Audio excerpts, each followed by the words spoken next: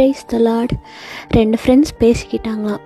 என்ன பிரதர், சும்மா தானே இருக்கீங்க, சர்ச்சுக்கு வரலாமே அப்படின்னு. அப்போது அந்த ஃப்ரெண்ட் சொன்னாரா, நானே குடிக்கிறேன், என்கிட்ட நிறைய கெட்ட பழக்கம் இருக்குது, நான் எப்படி சர்ச்சுக்கு வர்றது அப்படின்னு சொன்னாராம். அப்போ அவரோட ஃப்ரெண்ட் அவர்கிட்ட சொன்னாரா, ஏசப்பா சொல்லியிருக்காங்க பிணியாளிகளுக்கு தான் வைத்தியர் தேவை அப்படின்னு. எந்த டாக்டரும் தன்கிட்ட வியாதியோடு வர ஒரு பேஷண்ட்டை பார்த்து நீ போய் குணமாயிட்டு வா, அப்புறம் நான் உனக்கு ட்ரீட்மெண்ட் பண்ணுறேன் அப்படின்னு சொல்ல மாட்டாங்க.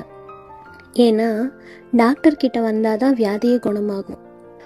நம்மளை நாமளே பரிசுத்தமாக்கிக்கிட்டு தான் சர்ச்சுக்கு போகணுன்னா நம்ம யாருமே சர்ச்சுக்கு போக முடியாது.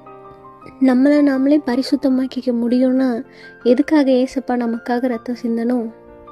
வசனம் தெளிவாக சொல்லுது, அவர் நம்மை பரிசுத்தமாக்குகிற கர்த்தர். நம்மக்கிட்ட இருக்க பாவம் வியாதி மாதிரி, ஏசப்பா டாக்டர். நீங்கள் ஏசப்பா கிட்ட வாங்க, பாவன்ற வியாதி தன்னால் குணமாயிடும்.